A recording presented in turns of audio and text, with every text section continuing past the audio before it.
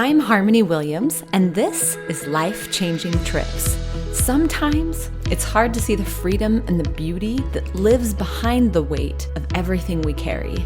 But I believe that life is so amazing, and I can't waste another moment. I'm so excited to be here with you for another transformational conversation about experiences and the latest research on plant medicine, meditation, breath work, and other unconventional modalities, and how they are being used for mental health and expansion. I hope by listening that you will find ways to integrate your peak experiences and epiphanies to open up new levels of possibilities, ingenuity, and fulfillment in business, and deeper, authentic connection and passion in your relationships, and a feeling of purpose, of living fully alive. All content is for informational, entertainment, educational, and harm reduction purposes only. Life-Changing Trips and Harmony Williams and their affiliates and guests are not doctors or mental health professionals or legal advisors. Any information shared is not meant to treat, diagnose, or claim cures for any physical conditions or mental illness. Psychedelics and sacred plant medicines are not for everyone, even when done legally. There are serious contraindications with various health conditions and pharmaceutical medications. Please do your own research and take action to be informed. Remember that you are 100% responsible for your actions and subsequent consequences. The views of the guests are not the views and opinions of Life-Changing Trips. Welcome, Erin. I am so excited to have this conversation with you. This is going to be fun. So Erin and I are longtime friends, and she is just a beautiful person. Really, she's helped me out on my journey so much. Seeing who I am and seeing the beauty inside of me, man, I could go into all kinds of good stories from our past and our hike up at Gooseberry and the things you taught me. But first, I want to just have you give a brief background about you. Perfect. So just to keep it brief, I do have like a medical background as far as career goes. I've done physical therapy for the last 11 years. And so I do have like this really logical left side brain. But, I have a unique history because I grew up with Tourette's, as a child, and Western medicine really failed me. Like when I mean failed me, means like no answers, no solutions, like dead end. It was a real struggle as a child. And so I was kind of forced to venture into holistic health.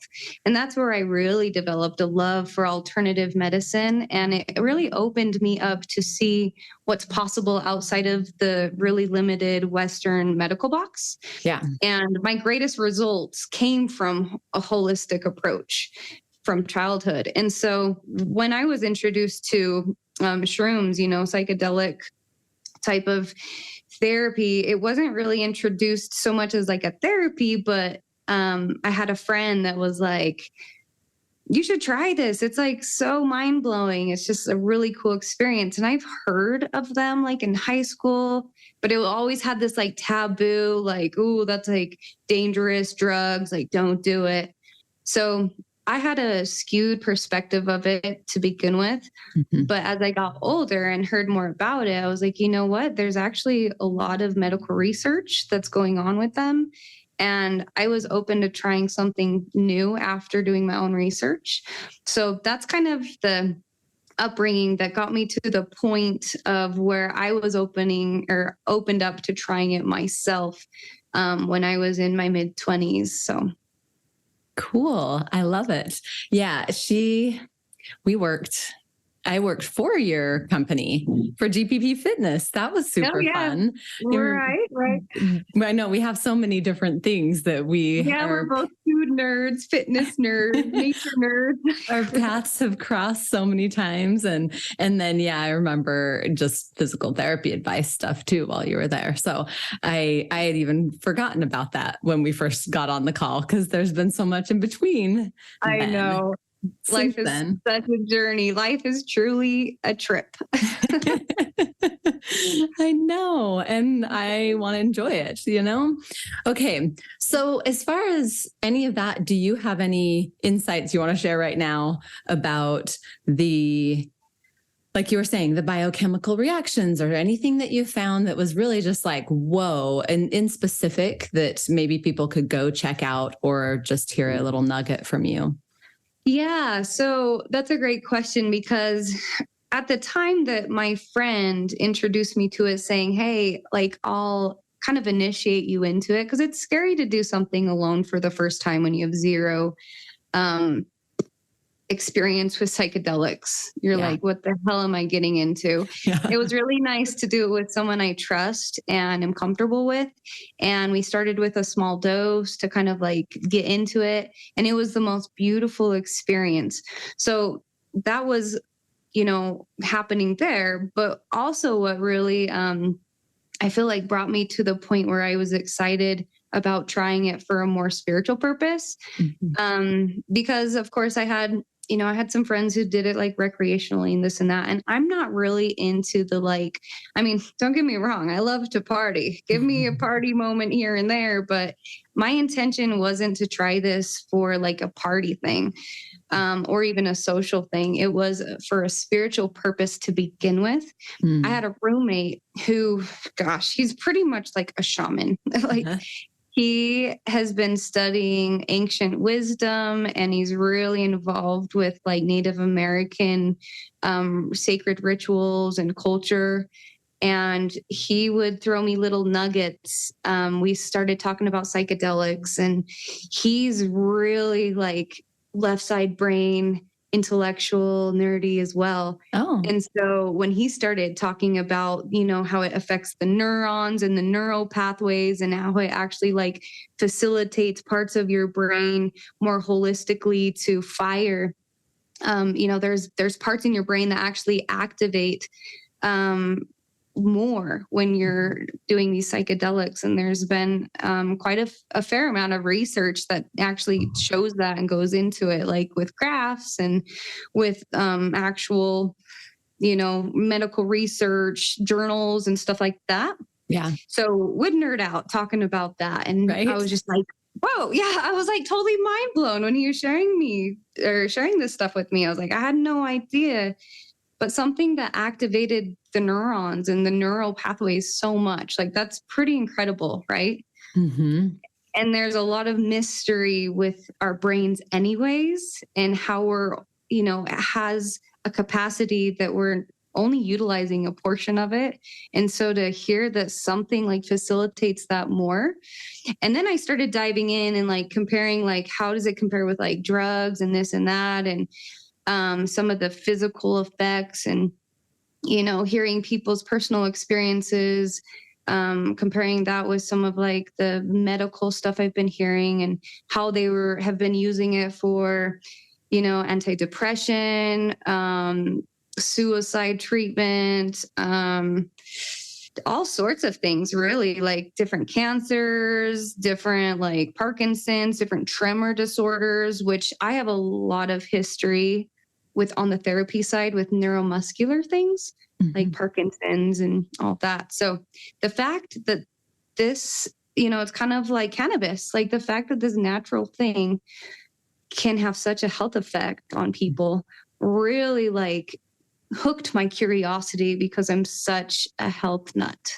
Okay. I wanted to jump in because I didn't know if you even want to go into this, and you don't have to, but you mentioned it earlier, and then you brought up, you're just talking about the Parkinson's, and it made me think about this as a child with Tourette's. And what was that like? Are you open to sharing? Oh, yes. Oh, God, yes. Like, honestly, a dream of mine would be to like, and obviously the world would have to change a little bit before this is probably like sanctioned and supported. But I would love to see mushrooms, the effect of what it has with people with Tourette's, because the effect it had on me was freaking life-changing. Really? Like it was in biblical times, when they would define a miracle as something that is beyond possible. Yeah. It literally like cured me of Tourette's syndrome, which is insane. Like the first time, and I'm kind of jumping ahead of myself. Yeah, I know. I'm like, see our disclaimer about we are not medical doctors and we are not claiming anything for you. She's just telling her experience. Right. But that's amazing. It was so cool.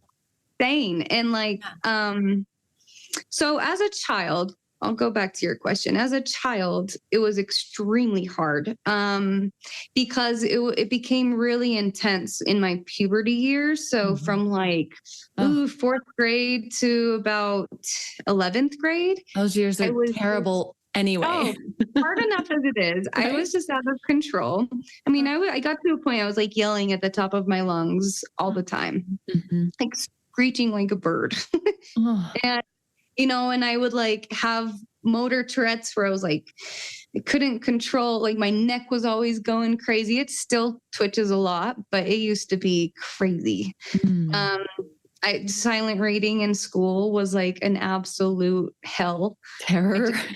Be silent. I was so noisy and I knew I was distracting. I just had so much shame and like self-hate, honestly. Yeah. So, at a young age, and I didn't realize it till I started doing some self-healing and deep dive journeying into my psyche, that like, it was a trauma from childhood I blocked out for most of my life. But as a child, I was suicidal at age 6. Wow. That's pretty intense. Like I wanted to kill myself. I wanted to die. Not because I really wanted to die, but I was in so much pain from not being understood whatsoever. Like the medical field had no answers. Yeah. I had no idea what was wrong with me. And all I felt was rejection all the time. Yeah. From family, from like community.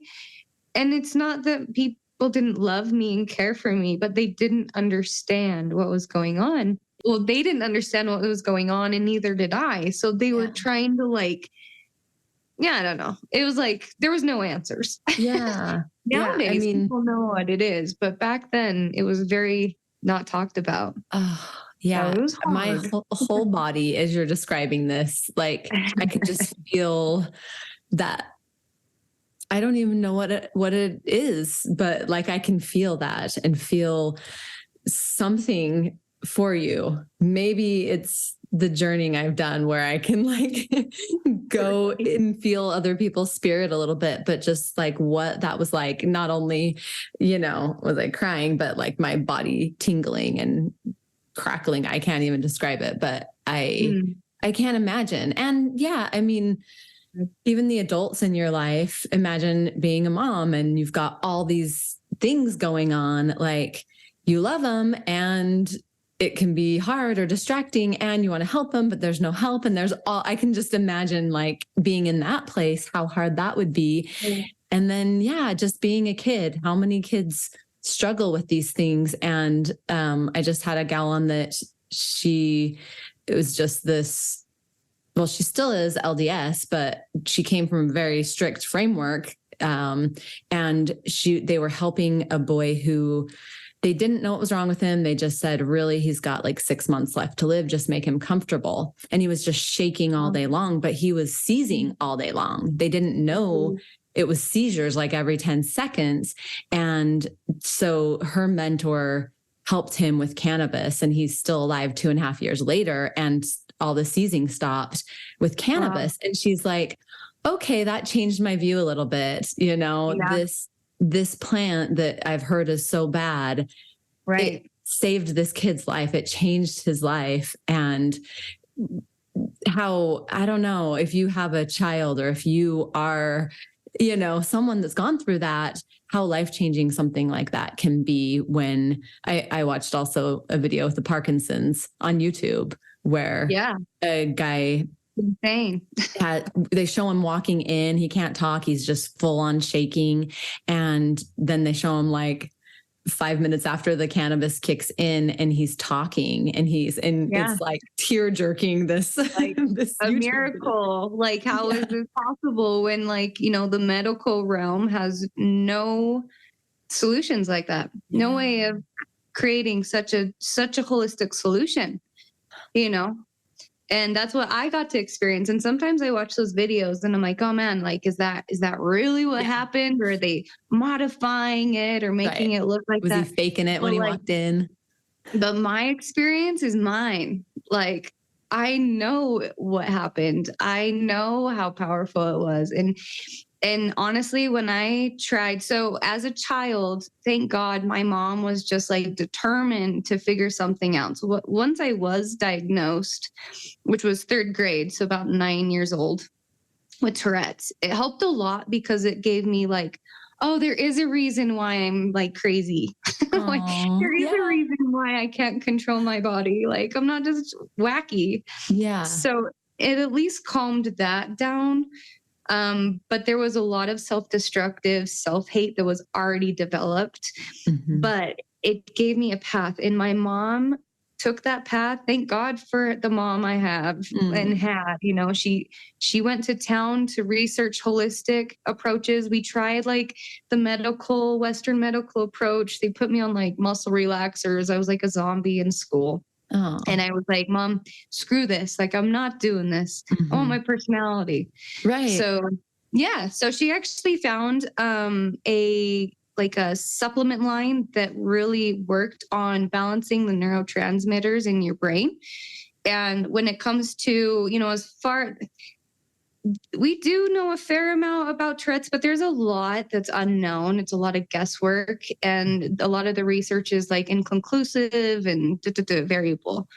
But basically, they limit it down to, it's like a cousin to Parkinson's disease. It's like an imbalance of your neurotransmitter, like the chemicals in your brain that control the voluntary movement control.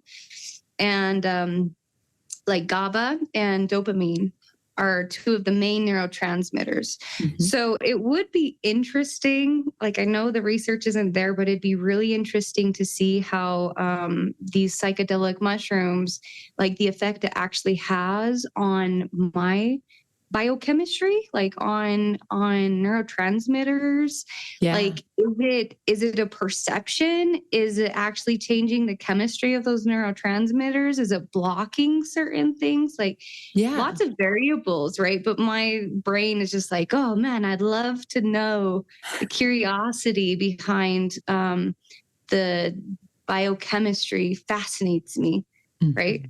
Well, they're starting to do research on exactly what's going on in the brain with it and how it affects it. Right. But it would be, I hope they get there soon, because that would be really cool to see specifically on, the Parkinson's brains or Tourette's brain. Like mine. Why does it affect me so well? Yeah. Why are my results so perfect? And so when I tried mushrooms for the first time, I honestly, it was one of the most emotional moments of my life, which I did not expect, right? So I was with a friend, you know, with a girlfriend, and we were just doing it for fun. It was just this lighthearted thing. She was doing art and I was just trying it. So I was just prepped for the journey.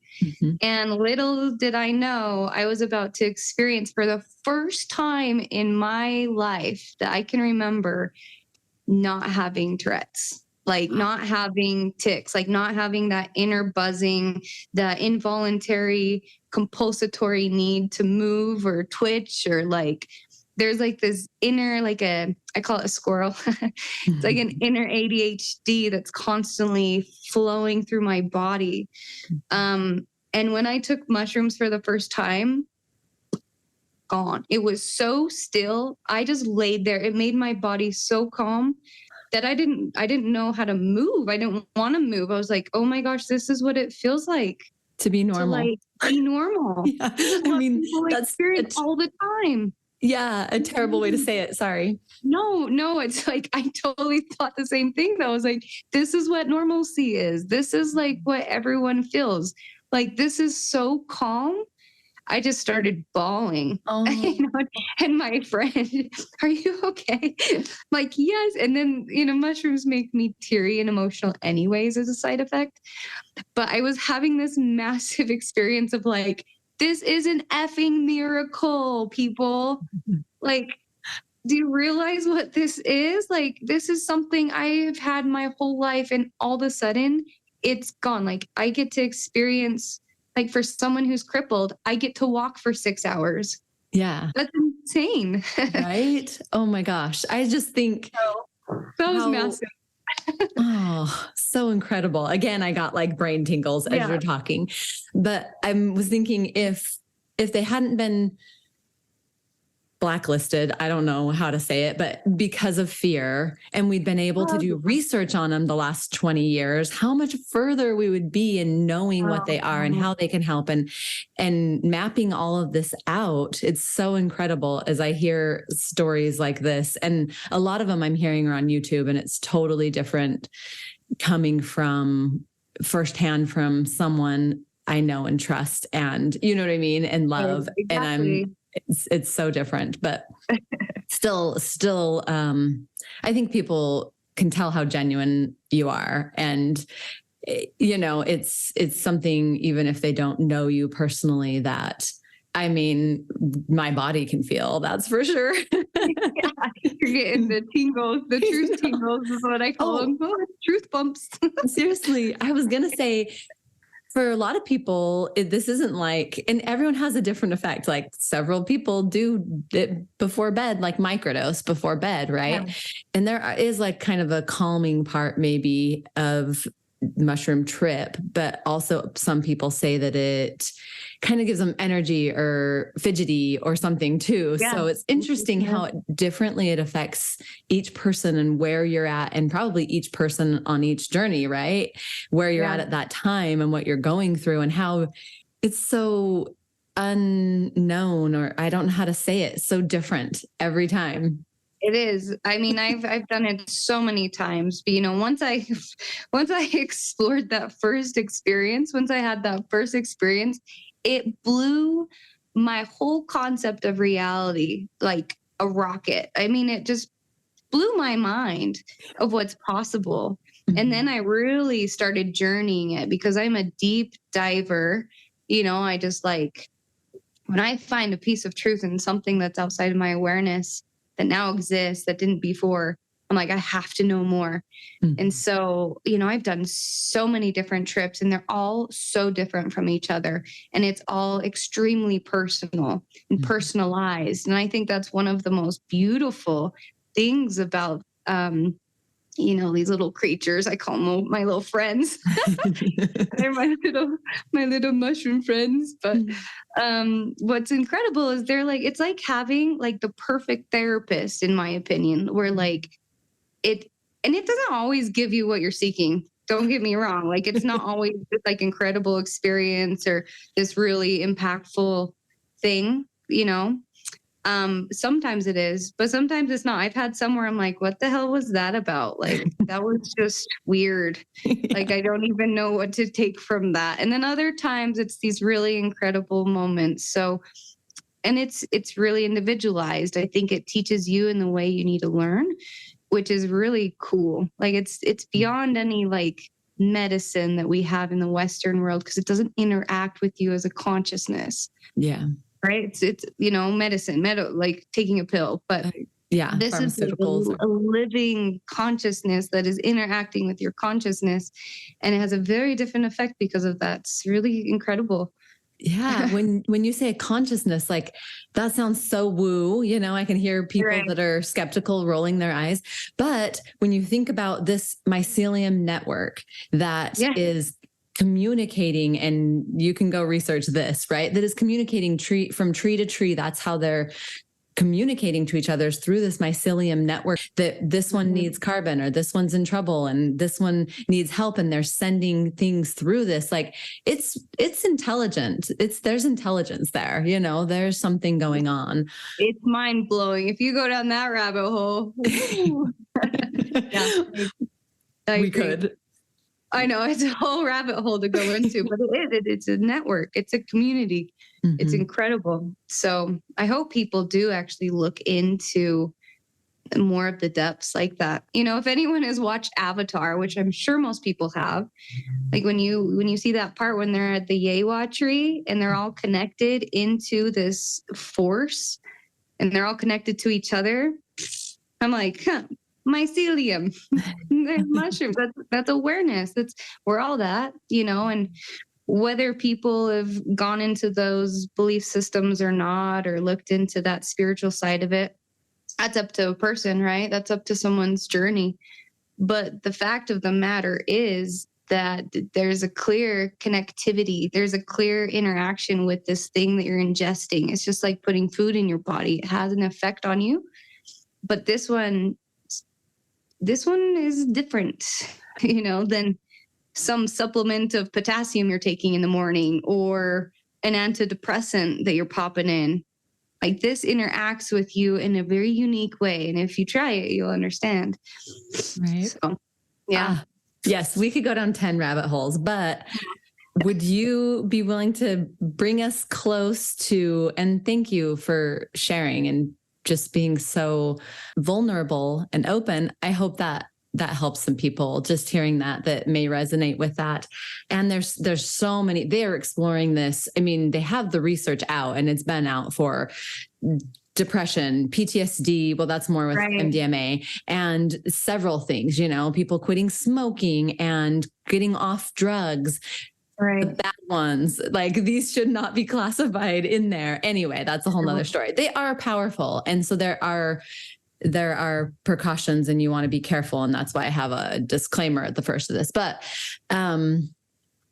they are researching so many different things, and there's so many possibilities. And just as I hear little, stories of people, and it's like, oh, that'd be cool if they studied that. Like, somebody's daughter accidentally taking it, and she was ODD and had an eating disorder. And after this journey she went on, accidentally, she was like 9, no longer has ODD and an eating disorder. I'm like, what could they study this for? Like, so many things. Cause like you said, it's so personal. It's interacting with, and it's so unique anyway. Okay. I won't go down that rabbit hole, but bring us to the, oh no, I will. Okay. One more thing, just cause you're here. And I was just recently talking with someone, and he's working with the guy in Utah that is working to get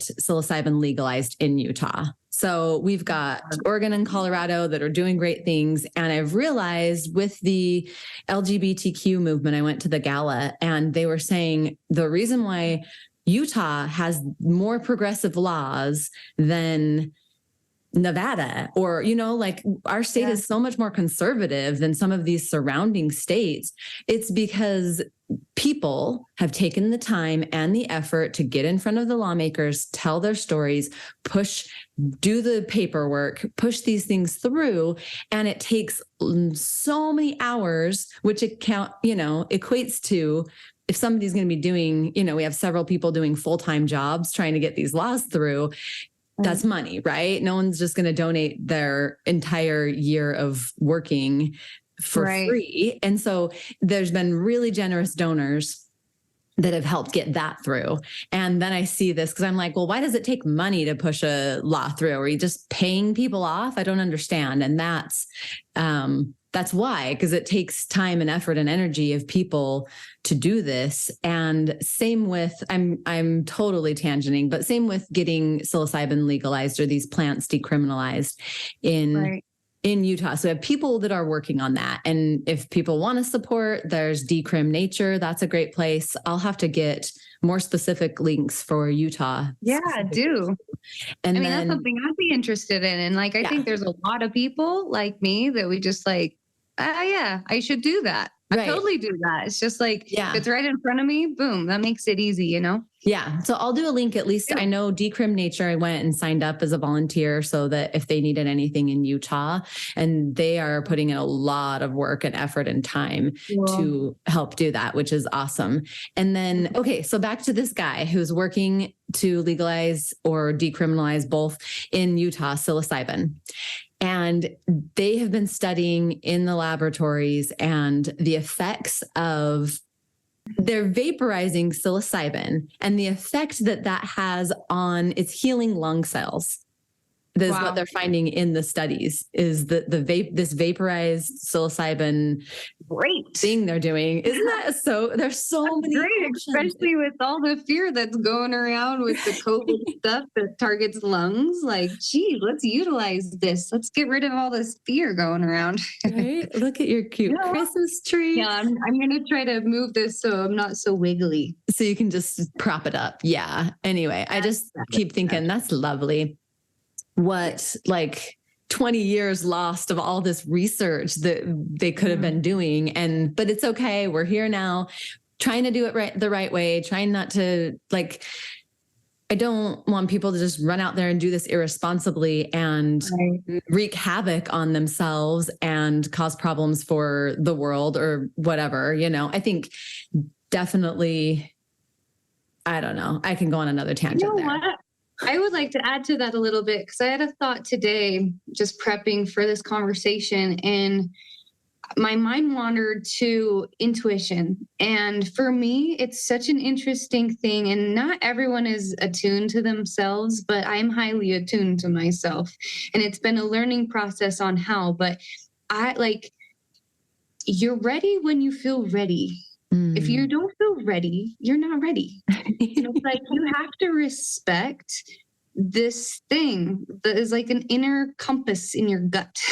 And it's like, if you're having massive anxiety or angst or like, not ready, like, you're not ready yet. Like the best thing to do is to listen to you, like what you're feeling. And like, even for me, like I actually have not done a trip in like the last year, which is crazy because I would do it monthly for years. And I just have not felt like my life took dramatic changes. I had a lot of job changes. I had a lot of circumstance changes. I was traveling around the globe for like 8 months and just like go, go, go, go. And my energy, I just think, was too airy. Like it wasn't quite grounded enough within myself. And I was going through a lot of emotional stuff and just scattered. Yeah. And I did not feel like, you know what, like I would love to shroom. I'd love to go on a trip, but I can feel like I need to ground myself a little bit more before I do. Like, I just don't feel like the time is appropriate for me. So I haven't. And I know that that's the right way to do it. Yeah. And like, even with people, I have people asking me all the time, oh, like, I want to try my first time with you. Like, will you initiate me into it? Basically, like, let's trip together, which I totally love. And I like, it's a beautiful honor to like be that person that people come to and trust, and like to be that conduit to open this incredible experience for somebody, with somebody. But I've also had to honor myself because I haven't felt like that's right for me right now. Like I can trip with people, but lately I've been feeling like it's such an introverted thing right now that I don't feel inclined or pulled or impelled or compelled to, do it with other people and initiate people into it. And it's like, I won't do that unless I feel the green lights inside myself saying, yes, go. Yes. And I think that's some whimsical, mystical, hippie. No, that's perfect. That's the whole, I'm so glad you said it, because I was thinking today, like, this podcast isn't about this magic pill. It's not about everybody has to do this. That's not what it's about. It's about finding the way to exactly what you said, be aligned and listen to your wisdom inside of you and what your next step is and where you're supposed to go. And this might be a shortcut, or might have been a shortcut for some of us to that alignment. And I did so much work beforehand getting there, and work afterwards too, integrating it and figuring things out. And so that's so huge. Okay. Could I ask you for your best tips to get into alignment? Besides what we're talking about, Yeah, these are great questions. We could just keep going forever. We'll never get to your actual moment of I know, it's glory. Possible.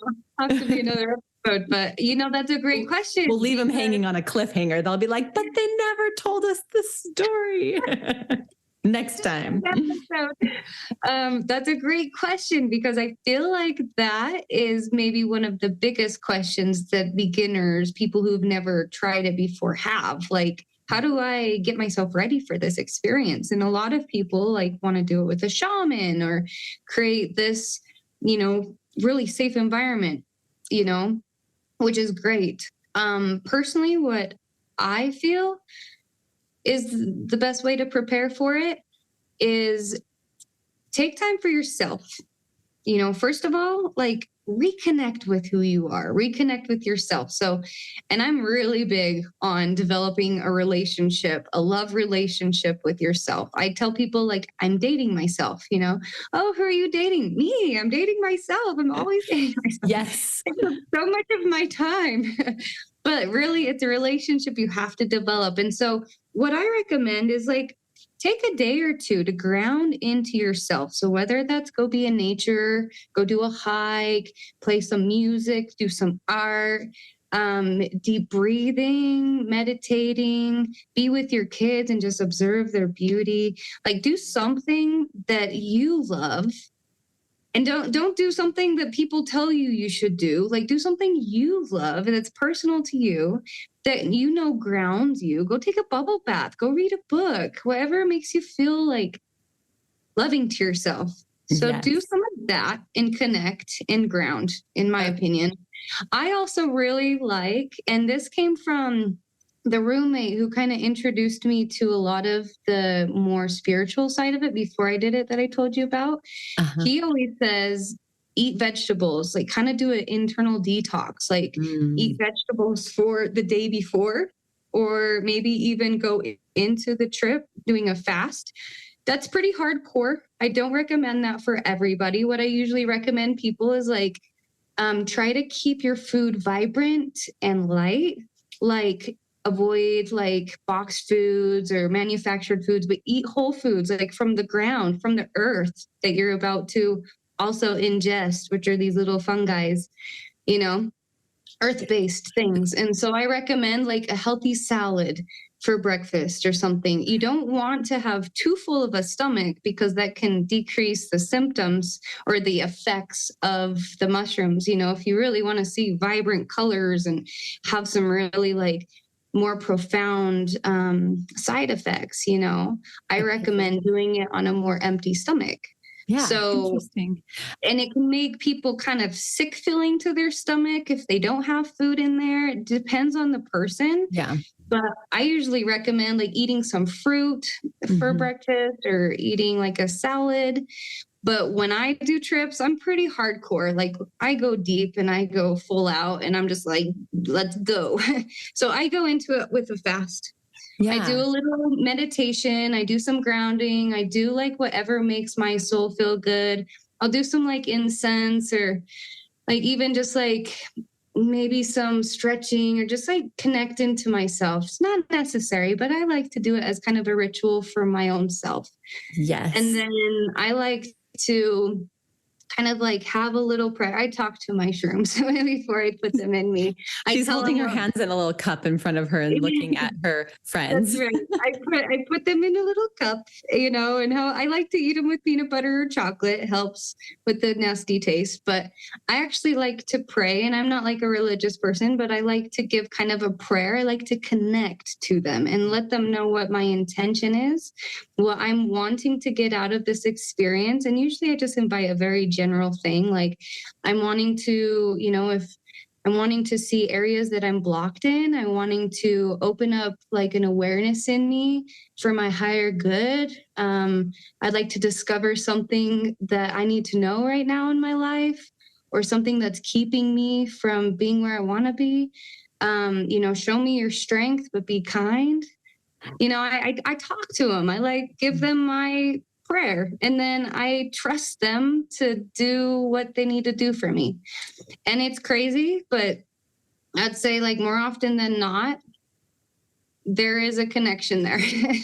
I love it. So good. Okay. I wanted to jump back to what you said. Okay. So if you're listening and you have no intention at the moment of doing any type of plant medicine or mushrooms or psychedelics or whatever. And everything she just said, take a day or two for yourself. I mean, doing this every month, every couple months, to just go inside and figure out what you really need and get aligned and in tune and do things that you love and bring you back to you. Date yourself, have this love affair with yourself. But that also reminded me of, just as part of this pre-work, one of my mentors and life coaches would talk about anytime we're getting to this, like, oh, my husband, he wouldn't go to this thing with me, or he wouldn't do this or that or whatever. And like, there's a little process that I do. The work and the questions around it.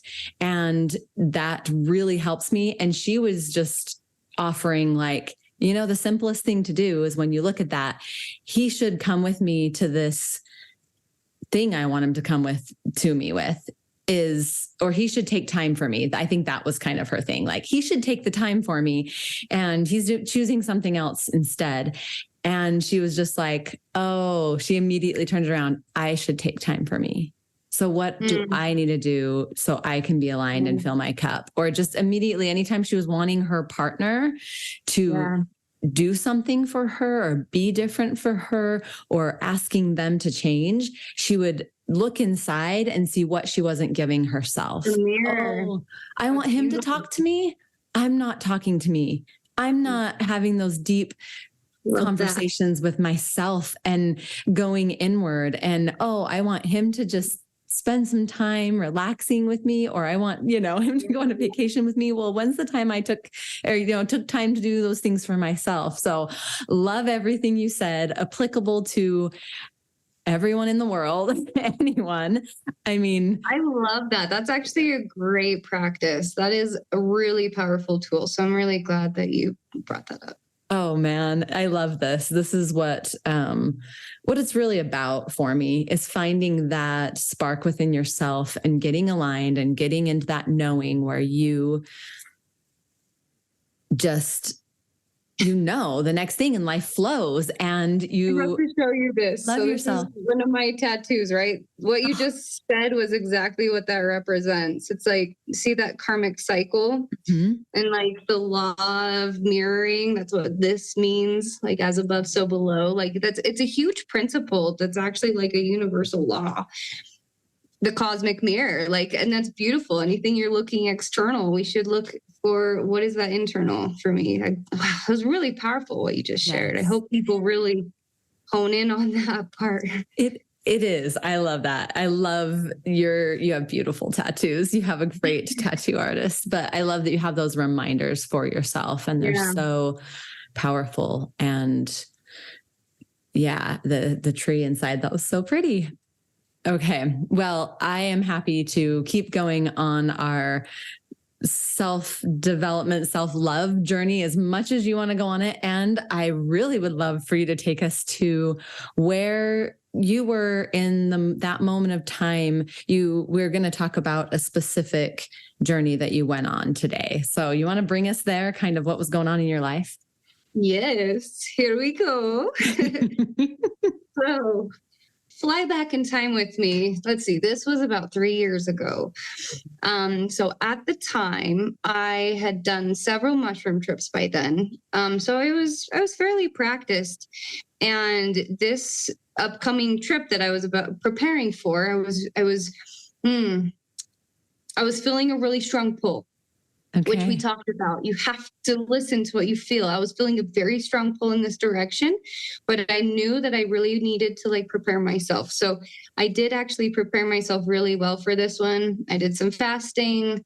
I went into it ready for anything to happen. And let's see. I also did the highest dose I've ever had before, I think. And you know how doses differ based on how fresh the shrooms are and how long they've been sitting, or the temperatures. There's a lot of variables, the strain and this and that. But I did a 5 gram, a pretty solid amount. So I was just ready to go. I was ready for that level of intensity. So I took it on. So awesome. Yeah. I was just going to say, I think like Johns Hopkins is probably more 2.5. I don't know, something like that. I've looked it up before. And that's a wonderful dose. Honestly, usually I'll stay between like a 2 and a 3. That's like a really great experience. And you know what? This is also very strange, but when I'm having these trips, I'll again listen to how I feel during it, because this one specifically, I think I started with 3 and I got this really strong intuition that was like, you need a little more. Really? Like a voice. You need a little more. Just take a little more. And I was like, okay. So I did. I went and took 2 more grams, and it brought me up to a vibration that got me exactly where I needed to go for this experience. And I know it's about frequency. I've studied the nerdy side of vibration and frequency a fair amount. And I know that these little fungi are related to frequency and creating vibration. So it put me up to that level of frequency. I could tell it wasn't quite there, which isn't always the case. More isn't always better. I'm not saying that either. So I was going to say, I was trying to pull it up because I think I screenshotted it. I was reading this article because this is what I do for fun, about the Johns Hopkins ones. And they said that they did different dosages in this particular one. And they found that the highest experiences, and I wanted to find it and read it, but I'll do my best to muddle through the gist of it. The highest experience of profound, life-changing, like people who said this was the most life-changing thing I've ever experienced in my life, the most profound thing ever in my life. They were on these highest couple doses. So, and I hope I can find it again so I can link to it if I can find it, that they are still more in that like 2.53, they might have gone up to 3.5, but they said so those highest several doses had more life-changing effects. And the highest dose also, although it had the most profound effects on people, it also had a higher percentage of just the different negative side effects, incidences of those. And so that's something to be aware of. You might be like, okay, first trip, I'm, if like 2 grams is good, I'm going 10 grams.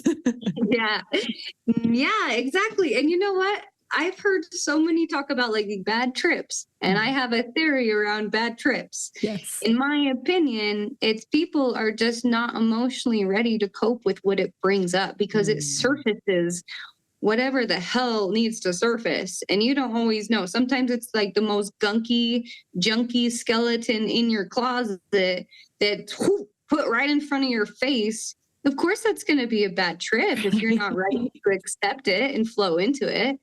So in my opinion, when you're doing mushrooms, you have to be in a state of acceptance and flow. And that's something I kind of tell myself, like, especially when shit was getting real during that trip, when it started coming on and I'm like, oh my gosh, this is going to be a wild ride. Here we go. And I had to tell myself, just accept it. Just accept what it gives me. Just accept what it gives me. It'll be done at some point. I just need to flow, let it happen. And I think giving up my resistance is a really powerful thing during any kind of psychedelic experience. I've not only done mushrooms as a psychedelic experience, I've done a fair amount now. And if you can let go of resistance, you're going to have a way better experience, even in the worst experiences. Those bad trips, I've had some horribly bad trips that are just anxiety. Like it bubbled up my anxiety that I had since childhood. And I was just this anxious mess. And I was like, what the heck is going on? It was the worst trip ever. But I had to surrender to it. And I got through that. And it actually opened up a lot of insight into me, into my dark recesses of my psychology. Oh, I had no idea I had anxiety. It's there. I'm really good at suppressing it, but it's there. And it came to talk to me. you know, and it's just how we have to like, I feel like it's a really good approach, you know. Yeah. That's what they train the facilitators at Johns Hopkins too. I mean, you can go online and read their whole kind of playbook and what they do. And if you see something scary, go towards it, allow, release, ask it what it's there to teach you, rather than like clinging in fear against it. Exactly. If you could just surrender, it's a way better experience. So, and don't take more than you're ready for. Exactly. And don't take more than you're ready for. If you're not ready to surrender to the most like crazy possibility, don't take more.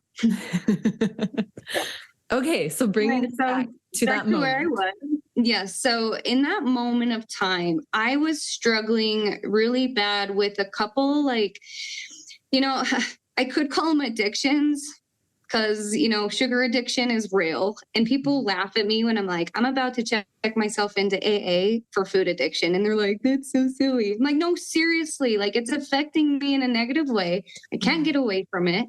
Like, if it's overcoming your whole, everything you think about. And that's, it's just like this monster. And I was just like, okay, I was tired of that. And it's been years that I was trying to work on that. Mm-hmm. But the biggest thing is, so addiction /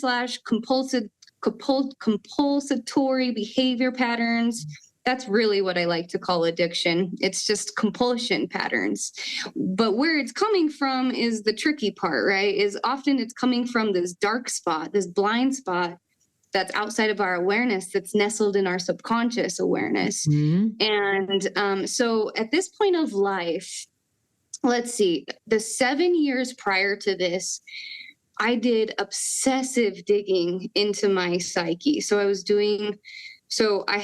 went through a really difficult divorce in my mid-20s. And during my marriage, I did a lot. That's when I stepped into really diving into some deeper stuff, like some shadow work, because I was really trying to like rescue that relationship. And I put in as much effort into therapy that I could to salvage what I had. Mm-hmm. So that's when I first started digging into myself. Yeah. So that was for 4 years of obsessive digging. And I went through several different programs, really impactful therapy-based type of programs, mm-hmm. learned a lot of skills and coping skills. And then I want to jump in if I don't make you lose your thought.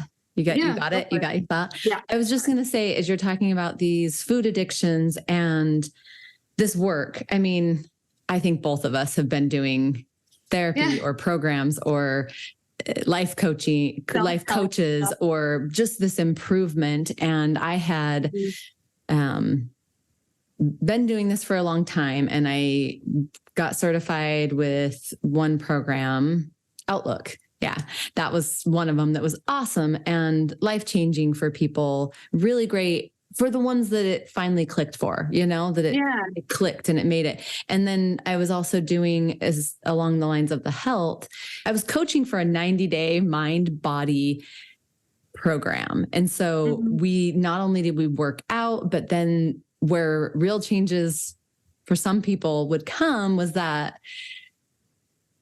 coaching. And so we'd go, but there was still, okay, so there's something behind it. Everybody knows they should eat healthier and not eat gobs of sugar all day long. And you know what I mean? Like, we know that. And there's something behind it. Like you were saying, these dark recesses, these things we can't see.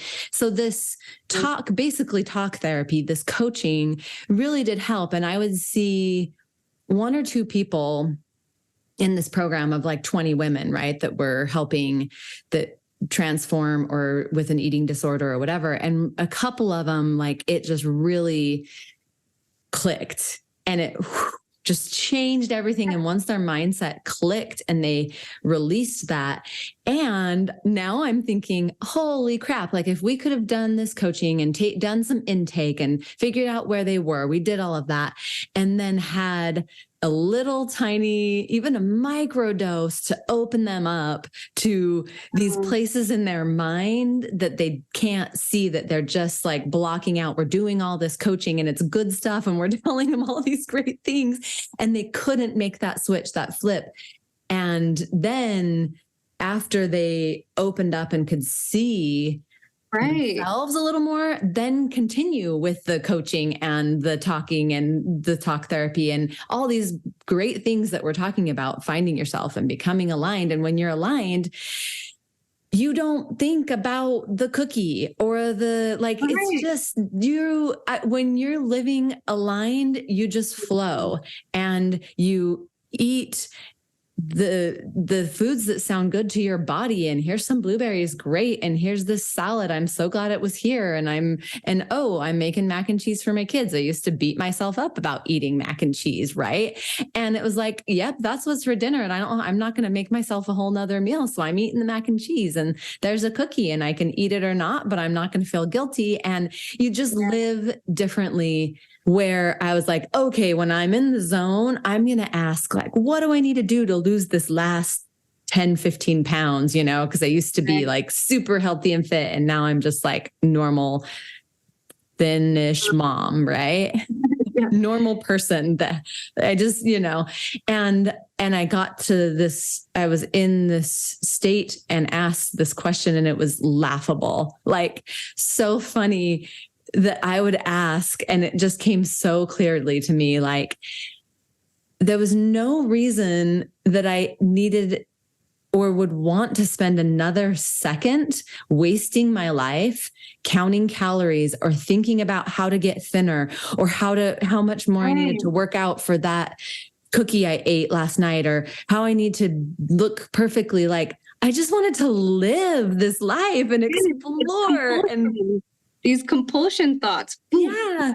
Always like knocking your door. Like, go away. Yeah. And it stuck with me though. It's just like every time I'm like, oh, dang, we're having ice cream with the kids, or I even like think about, something like that. I'm like, no, I'm going to feel what's right to me right now. And I'm going to live my life, and I'm not going to waste time counting my calories or worrying about that. What I am worried, quote unquote, what I do want is to feel vibrant and healthy and alive and energy and passion and, energy to go play with my kids and dance and do the things I want to do, ride my bike and be with the people I love. And that's what's important. So there's a side tangent. Like genuine core, right? That is the genuine motivator, is finding out what's genuine for you. It's not looking a certain way. It's being vibrant. Like you just said, that's beautiful. I think that is the key to success. I really do. I love it. Well, we're done then. We've all found the key. No. And then it's keeping this alive when you get those epiphanies and you get those downloads. It's like, hey, I want this to be how I live every single day. And of course, we'll all fall into these funks, and there's an up and down of life, but I want my baseline to be a little higher. And I want to be like, okay, I felt that dip, and that's okay, because I know how to feel up here. I know how to live my life up here. So, okay, back to your thought where you were at.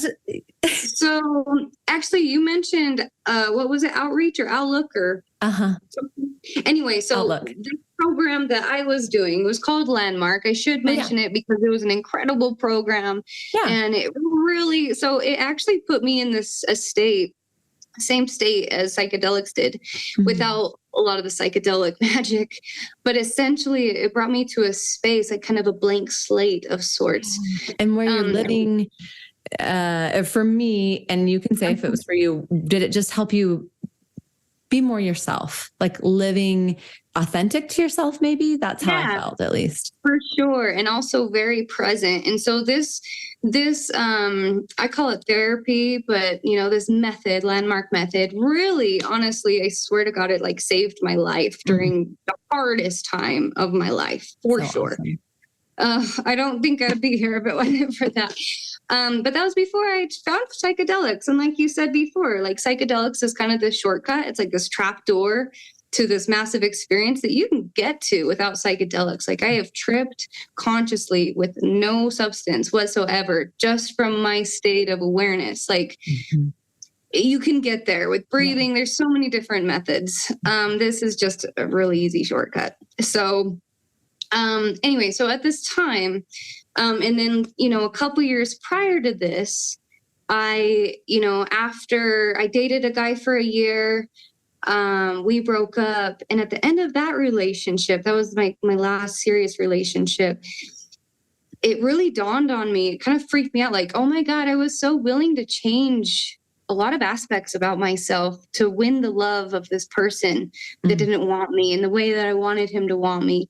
And that really, it was a wake up call, because I've done a lot of self-help stuff and learning up to that point. But that was a new level where life was saying, Erin, there's something missing here, because you pretty much were willing to sacrifice who you are to win the love of someone else. Like, what the hell is going on with that? That's huge. I went into an obsessive deep dive about boundaries and about self-love. And I realized that's where I discovered a lot of my inner demons and dark shadows and deep-rooted negative beliefs that were affecting me in a negative way, like that, willing to sacrifice my values and who I am to win the love of somebody else. To me, that felt so pathetic to finally admit that to myself. Like, ew, no way, that can't be me. But it's really weird to identify with yourself a certain way, but then in reality, look at what you just did and you're like, whoa, there's something going on. That's not you kind of push that out of your conscious. I'm not that type of a person that would do that. How codependent that felt, or how enmeshment that was, or whatever. So that led me on a 2-year really deep dive. And I went and traveled Asia by myself for 9 months and had one of the most impactful life experiences that I can't even explain. It was its own journey. Incredible. I came back talk about dating yourself. Yeah, I did. That was a good date to take yourself on. Good job. That was the date I fell in love with myself. And I really did fall in love with myself for the first time ever. So I had a lot of past trauma to heal, but it's beautiful. So I came back from that. And then now this was about 8 months after that traveling trip. So I'm here, right? And I've gone through a lot already, but this thing that I've been plagued with my whole life started getting so bad. So let me go into that, because this is where this really ties in, because this mushroom trip I'm about to tell you about is very therapeutic. It was basically 10 therapy sessions packed into one little mushroom trip. And the result was just so profound. It changed my life. It changed me. So at this point in time, I had this really annoying monthly occurrence. It happened around my menstrual cycle. And I thought that was the annoying monthly occurrence. Yeah, if only that was it. That was the easy part, But I had really bad PMS, and so I'd get these crazy sugar cravings where I'd just binge eat sugar for 2 weeks. And I just it was ravenous. It was just so obnoxious. And not only that, this was the worst part. I would get really depressive, dark, negative, suicidal thoughts, kind of and not so obvious, not because I had a friend once ask me, do you ever just think of killing yourself? And I was like, dude, that's not normal. Yeah. But then, but actually looking in hindsight, I didn't realize that I had this subconscious pain that would really bubble up during that PMS phase. And to me, PMS just kind of inflates anything that's in me already, any emotions or thoughts. It just kind of extrapolates them out of proportion. Mm-hmm. But it's there. And so I would get this really depressed, hopeless, helpless feeling bubble up. And then it was like so intense. It was so intense that like it created almost this subconscious desperation to escape it. Cause I felt trapped by it. Like I couldn't escape it. I felt hijacked by this like dark inner monster.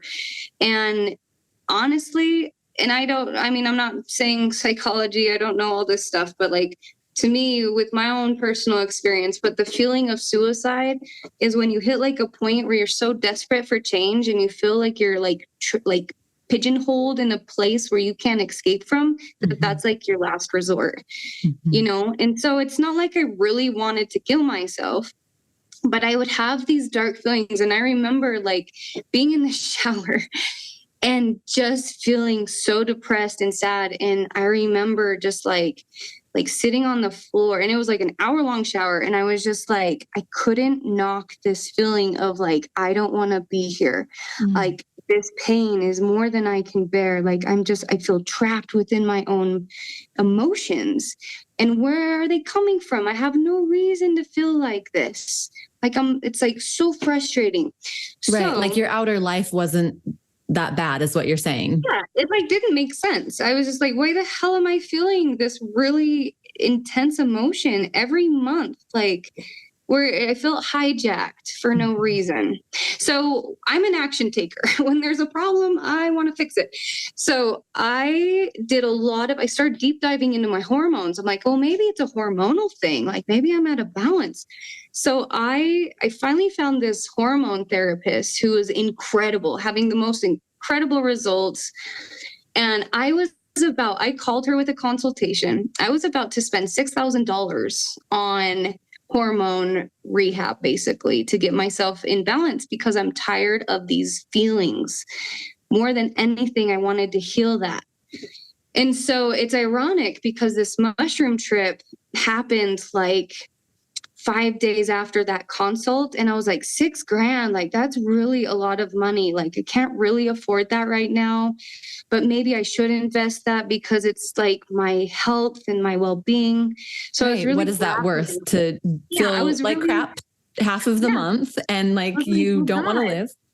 And I was like in kind of like I hit, like that was my last option kind of, I felt like I was grappling with, do I do it or not do it? Do I do it? It's my last option. Well, then I did this mushroom trip and it wasn't my hormones. We'll just put it that way. So this is what's insane is, okay, so I decided to do this mushroom trip because I was in this state and I was like, just fed up with it. I was like, I'm tired of this dark emotional monster that keeps hijacking me every month. Like, I want to get to the core of this.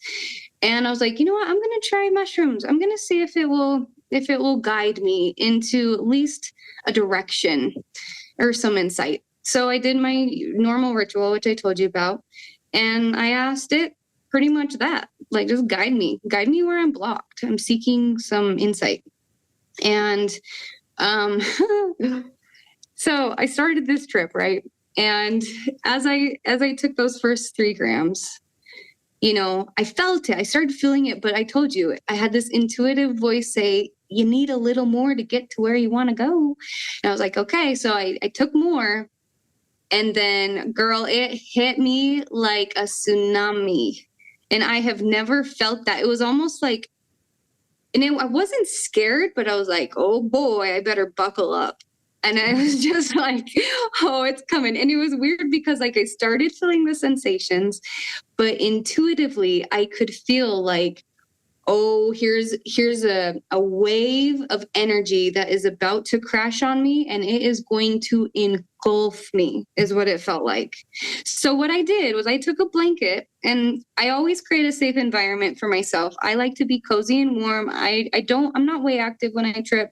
So I made my own little nest, and I just took a blanket, put it over my head, laid in a ball on my bed, and I went on just the most incredible journey. So it started off, I won't go into too much detail. Well, as much as you want. It's a trip. And, you know, I didn't really understand trip until like after this. It was such a trip, like a journey, like a roller coaster road trip of flowing through different chapters. And so the first chapter was I experienced a true pain purge, and it was awful. So I started, and it's funny because I've had beautiful psychedelic trips before where they're just happy and flowy and artsy and just like, all these roses and butterflies. Mm-hmm. This was not that. Like, this tidal wave of darkness hit me, and I was like, hunker down. Like, this is going to be wild. So first thing is I became flooded with pain, like memory pain. Mm-hmm. So like this journey, emotional pain. So this journey took me from the beginning of my life. It was so crazy. It was like what's that Christmas carol? Yeah, where the ghost takes you on a journey of the past. So the ghost of Christmas past, got me, and it took me from like birth to present, and it just kind of visited some of the most painful memories that I've held on to subconsciously in my emotional body. And it showed me the pain, and not only showed me, because when I trip, I'm very like visual. It's almost like it's multi-sensory. Like I can see things like as if I'm daydreaming or like in a dream kind of, but I can also feel things at the same time. So it's really multi-dimensional in that regard. And so I was going through these like memories of times, but they were also emotional memories where I was feeling it bubbled up all that past pain as if I was there as that 5-year-old child, or as that 9-year-old child that felt like she didn't fit in with her peers, or when I got left at this time, or when I was scolded here, when I, like it literally took me to a lot of memories, some that I hadn't even thought about in so long. But what was crazy was how real the emotion was, as if I was there. Wow. And I felt so much pain in this short period of time. It was probably like an hour of going through this emotional buildup of pain. And then at the end of it, I just sobbed. I was sweating, by the way. I was sweating from like every pore. I was drenched. I just started sobbing. So I was like, it was almost like I was just excreting all fluids. Like I felt, and I could feel that. And I thought that for a minute. I'm like, I am just so gross right now. Like my eyes are just pouring, like snot was coming out of my nose. Like I just felt like I was dying. And there was that clip as like a commercial of why someone wants to do psychedelic therapy. right there. You may feel like you're dying and melting. And snot's coming out of your mouth and your eyes, and you're sweating. And do it with friends. It's a great idea. But seriously, like there was a moment there where I was like, oh shit, did I poison myself? Like I literally thought like, oh my God, I think I'm dying. Like I think I poisoned myself. This is the biggest dose I've ever done. Like my face felt all puffy and swollen, and I was like melting. It was awful. So if someone was going to say like they've had a bad trip, I mean, I could categorize that as a bad trip. Yeah. But it was actually teaching me so much. And when you're in a really deep trip, there's multiple, like you can think in 5 different directions. Like it's actually incredible to see like the brain capacity. It can be thinking multiple thoughts at once and going like in directions, and you're less limited. It's really cool. So in this moment, I was having thoughts of like, oh my God, I'm dying. But then there was like an awareness that was like, I have a religious background, I was raised Mormon and this and that. But I'm not anymore, but like, and this, it didn't even relate to my religious background. I think this was just a symbolic lesson that bubbled up to my awareness was, I felt like Jesus, like when I thought of the atonement, and that's a term that's a little limited to, I don't know, LDS religion, I guess. But it was very symbolic because in that religion, they talk about Jesus like bleeding from every pore. And he was experiencing like excruciating pain for the whole world. And it was this really encompassing experience, right? And he was experiencing a pain purge. Yeah. And my mind went to that. And I was like, oh my God, like I'm literally going through my own personal version of that story. And I was like my own Jesus, like basically atoning for all the pain that I have carried my whole life. It was crazy. And so, and then so you could release that. So you could. Yeah, I was purging. I was letting it go. I was transmuting it. You know, it was like alchemy. So that's what was happening. And it was funny because that awareness happened right after my fear of like, I'm dying. And then that awareness flooded into me like, no, like consider this concept. You know, and it's not saying all these concepts are literal, but it's how they chose to teach me a lesson. I learn a lot through allegories and metaphors, and these little shrooms were teaching me in the most productive way for me to learn, which is very visual, very emotional, very personalized to me, and very metaphorical.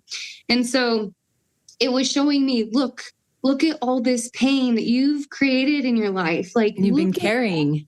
You've been carrying in your emotions. Like you have experienced so much pain. And it was like basically making me like sniff the pain, like look at it, taste it, experience it. Like it was in your face and it was like gross. It was like, look at it, you know, just, so that was that. And then I purged it. And it was crazy because like it was the most intense experience I've ever had. Like I was like balled up in a fetal position. I was sweating. I was dripping from every pore and like almost shaking. Like actually I probably was shaking. I think I was shaking. I was in such an altered state of just like survival that it was so traumatic. It seemed traumatic, but it was actually really releasing and healing. So after that experience, I was just like, get through it, surrender to it, like let it happen. So you said purging. Did you actually physically puke or you purged emotionally? Purged through sweat and snot and tears. And I learned that that's actually, I think, how my body purges most. Laughing can be a purge. Dancing movement, the antsiness that people get, like the anxiety movement can be a purge. Like there's a lot of different purging, you know, like having the shits or vomiting can be a purge. But mine was definitely like a water-based purging. So after like I stopped it, pretty much it came to a halt. After it gave me this awareness of what was happening. And it was like, you're purging this, girl. Like, get it out. That's what it said. It's like, get it out now. Now get it out. And I did. I cried so hard. I cried so hard that I thought my eyes were going to pop out. Like I thought my face was going to explode. I was crying so hard. And I just like allowed myself to sob and to feel every part of it. So after that, I had this intense calm come over me. It was just so calm. I became so still. The pain was gone. And then, you know, the mushrooms took me on the next phase. And so basically, the next part of this, it was taking me on a lesson journey. So the first part was showing me like what's been in me, what I've been carrying all these years. And then it allowed me to let go and release all of that. And then the next chapter was, it was so cute. I have a cartoon brain anyways, but the visualization that it created for this next part was perfect. So the next part was to show the part in my brain that was causing my negative feelings, the feelings that I've been struggling with my whole life for each month that I was telling you about, right? And basically what it showed me is it brought me like into a visual of my brain, kind of like in a cartoon where it's like, this is Erin's brain. And it showed me this area. It showed me like an area of my brain that was like black tar. And I was like, oh, what's that? You know, like, and then it like it was almost like download, almost like you're talking to someone in your mind, like as if you had like, you know, when you talk to yourself in your mind, like, what should I go and get from the store? You know, that narrative. Mm-hmm. It felt like that. Yeah. And, you know, I was like, oh, what's that? And then I'd get a response of like, this is the negative beliefs that you've been carrying in your thoughts. These thoughts that have been programmed in your like mind has created this toxic black gunk. And this is what's causing your pain that you want answers to, pretty much. And I was like, that's cool and scary. And so I was like, okay, let's go into that. So this next chapter was going into that specific localized area of my brain where I had toxic thoughts. And so the mushroom trip, and I can't explain exactly how it did it because it's so like multisensory. It's an incredible experience. But basically, it tunneled me, it rabbit holed me down to find the core belief of that pain. And it did it by allowing me to remember like a point of pain in my life where like I created this negative belief that basically was like, I'm alone and nobody cares about me. So I was able with this guide, I'll just call it a guide. This guide brought me to find that core belief that I made when I was really, really little, like really little, like age 2, wow. Kind of little, really small. And so with that belief that I told myself as a child, it just like, you know, like when gum is on the sidewalk and it bakes in the sun for years and it just gets matted and squishier and more black. Mm-hmm. That's what this belief was. It was showing me in a visualization that this is what happened to this belief. Like you've told yourself this story so many times that it's turned into this baked tar on that part of your brain. And look how toxic it is, basically. And I was like, oh, so it allowed me to see what it was. And I was like, oh, that's really bad. Like, okay. And then it asked me, what do you want to do with it? And it always asks me, that's what's so strange. It always would ask me what I wanted to do. Huh. And I was like, and it gave me options, you know, like, do you want to leave it? Do you want to do something about it? Let's do something about it. So then all of a sudden I saw little scrubbing bubbles cleaning that area. And then it showed it all clean and it said, okay, well, we've cleaned out that negative belief. Do you want to fill it with a new one? What would you like to replace it with? And I was like, wow, that's cool. Like you can do that, you know, like, yeah, why don't I do that? And so then I chose to do the opposite because in my training and history of learning, the best healing is to experience the opposite of the thing that traumatized you. Yes. So instead of I'm alone and nobody loves me, I'm not alone and there are so many people that love me. Mm-hmm. So I chose that belief to replace that spot in my brain to a new narrative, basically. And so cool. It was like, yeah, you know, it was like, good job. And then it took me on like this different, I won't go into detail on the next part, but it basically, the next part of the journey was, it pretty much went through every person in my life that cared about me. It showed me evidence of this new belief that cemented it into my mind. So it wasn't just telling me something I have no evidence for, because then I won't believe it. It actually made me think of every person in my life and who's ever been in my life who have showed their love and care for me. And they proved it wrong. Sorry, I interrupted you. She was just saying they proved it wrong. And the cool thing is in this, have so much, is that on the medicine, you feel it to the depths of your soul. It's not just like, oh yeah, that person probably likes me. And I know that logically, but you like feel it, you take it in. It's like part of you, right? And when you're experiencing that, it's like you're living it, you're feeling how much they feel and how much they care about you. You're feeling that, not just someone says they care about me. It's different. And while I'm talking, that whole thing you just explained is so cool because they took you through, and this is so fun. This is why I love this. I could just talk with people about these experiences, and people have experiences like this, not on plant medicine or not on mushrooms, but a lot of times it's like a near-death experience.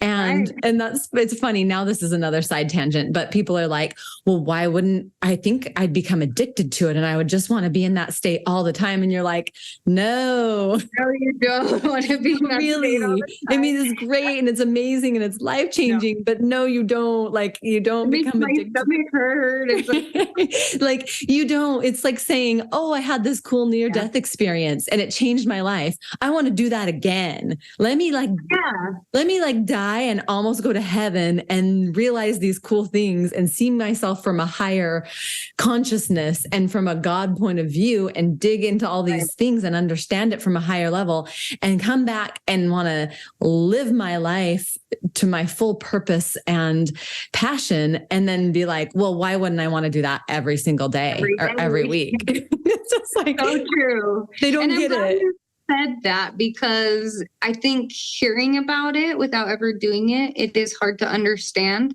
Like, well, when you taste chocolate, don't you want chocolate all the time? And like you said, it is more like a near-death experience of something that's uncomfortable. Or for me, it's like doing a brutal workout. It's like, I don't like doing that, but I do it because it's healthy for me. Like, I don't like doing these intense dives into like my shame or psychology, but I do it because I need it. And it's not always deep dives and like that. Sometimes it's just really like pleasant and fun. Right. And even those you're like exhausted, right? Yeah. You still don't want it. Yeah. It's exhausting. Yeah. So really fast, this whole thing you described, as I was a facilitator, and I've been to a little bit of Landmark, but as I was a facilitator for Outlook and as I worked with, took a Byron Katie course to be able to facilitate Byron Katie and all of these things. And now when you said that, I am going to read the children's book on the podcast, Byron Katie's children's book, Tiger, Is It True? Have you read it? No, but it's probably the same process.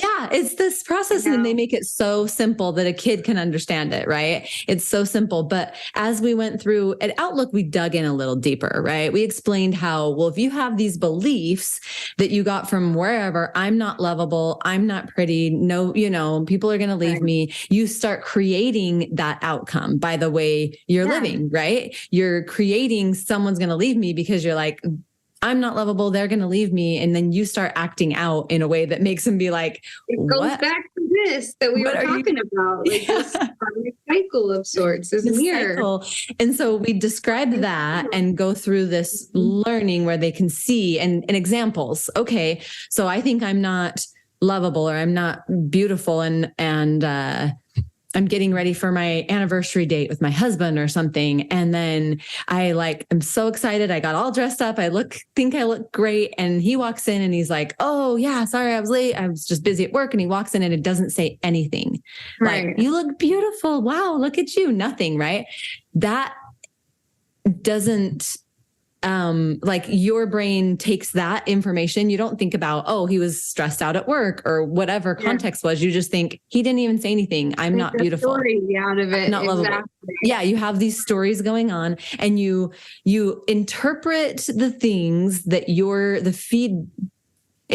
the input that you're getting, you interpret them in a way that makes that true or that is from your filter that you're living with. This validates that.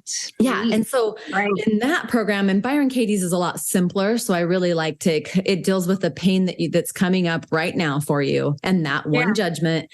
And then you walk through the steps, which I'm sure I'll go over because I love it. And it's very profound.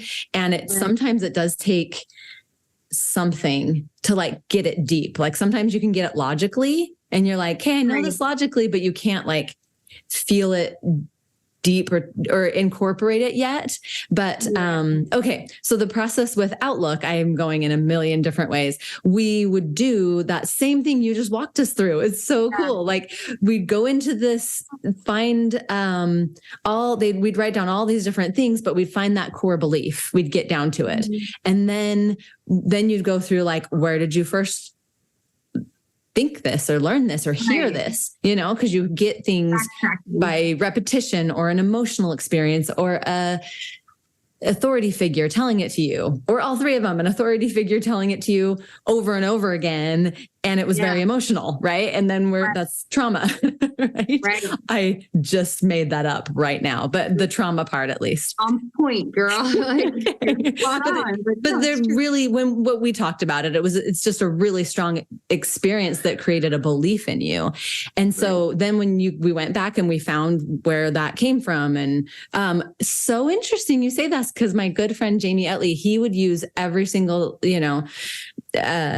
not every single time, but he would use the experience. He had Tourette's, and he would talk about his experience in school, and like a cute girl would come and he would be like, I can't talk to her, or I'm going to tick, or I'm going to yell something or whatever. And then he'd just like, pretend to pick up a pencil or I don't know. He was talking about his experience, right? Living that and how hard it was. And he goes through this experience where he was playing video games with some friends when he was like in third grade, and he picked up this belief from something one of the kids said. And it stuck with him this whole time. And that's interesting that he came back to me very, great guy, taught me so many wonderful things, and just could see every single person that came through his program. And he taught us how to be in tune and look at each person and know, like be able to, gosh, I'd almost call it like channel, but that's kind of a iffy word. I like the word attunement, because it is becoming like in tune, like in synchronizing with somebody. Yeah, exactly. In kind of in tunement with them and alignment, so that I could be inspired and flow the words that they needed to hear, and be able to tell them their strengths and see their strengths, and see maybe some of their weaknesses and where, they needed to work on things. Anyway, we go through this whole process, and then on the end of both Byron Katie's and his thing, and almost anything you do, you turn it around, you flip it to the opposite, right? Or Byron Katie, there's several different things.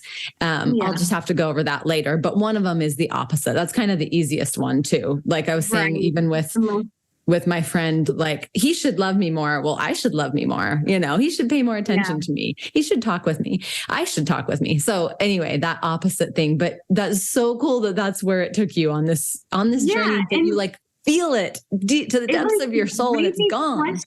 Right. And it made me question. And that's where I'm like, I mean, I don't know if that kind of, if it would take someone through that exact thing, right. But maybe, I don't know if it utilizes maybe the training and the past experiences I've had in Landmark that does the same method. So maybe it utilized what I already knew. I'm sure. So, who knows really how it all works like that. But what was profound was it was able to target a specific deep-rooted belief that was so deeply ingrained into my subconscious that I have been seeking that exact belief for like 6 years and have not been able to target it, pinpoint it, right? It was one of these sneaky little ones hiding in the shadows that I couldn't find. And it just brought it right there. I had to do nothing but go on the trip and it brought it to me. That's what's interesting, is this experience brought it to me through the method that worked for me, visualization, this whole process, the incredible. So I do want to talk about the result, because yes, please. It still blows my mind. And I've talked to some really close friends. So like a guy I've dated off and on, like I met him right after this mushroom trip. Okay. Oh, and at the time, I was in contact with a really close friend I met traveling, who actually just wrote a book and released it, called Trapped Within Myself, about his experience of suicide. He tried committing suicide. It failed. And then he ended up just flipping his life around and figuring out why he was really suffering and what he needed to do for his life to bring him back to happiness and Wow. Anyway, so him and I, like, he was struggling with his own suicidal experience during this time. And after this trip, I reached out to him and was like, dude, we've got to talk because I just had this experience that's like mind blowing. Here's the effect. I don't know if it's going to last, but I'm going to really pay attention and I'm going to let you know the long-term effect of this experience.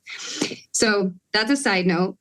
The guy that I started dating like a month after this, he's like struggling on his own stuff right now. And it brought up some interesting conversations of my history, like with depression and this and that. He's like, it's weird that you bring this stuff up. He's like, because out of the last 3 years, I've never seen you in that state that you talk about.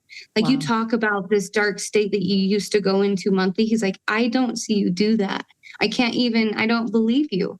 And I was like, oh my God, that's so validating because it's true. Like I have not gone back into that state since. Wow. So this is what happened. So after that trip, the trip finished out with this whole other cool thing, it was one of the most beautiful trips I've ever gone on. What a ride. But then that night I was exhausted. So I just ate dinner. I was like shaky because I was exhausted. I ate dinner, took a shower and went to sleep. The next day I got up and felt really motivated to just go on a walk. I was living downtown. And so I went on a walk. And as soon as I went outside, I felt physically lighter. Like I felt a weight taken off my chest and my shoulders, like an invisible weight. It was so weird. And I was like, whoa. Like, is this just in my head? This is strange because I can literally feel a difference. I felt lighter. I felt like I could stand taller. I could breathe deeper. And so that's what I noticed. And what I told my friend about was like, you will not believe this. I have this like massive effect. So I walked around for like hours and I was like, I still feel lighter. Like this is a dramatic difference. It's kind of tripping me out. What the heck is this all about? And then I was like, okay, I'm going to take a log weekly and just see if that heaviness comes back or if I stay light.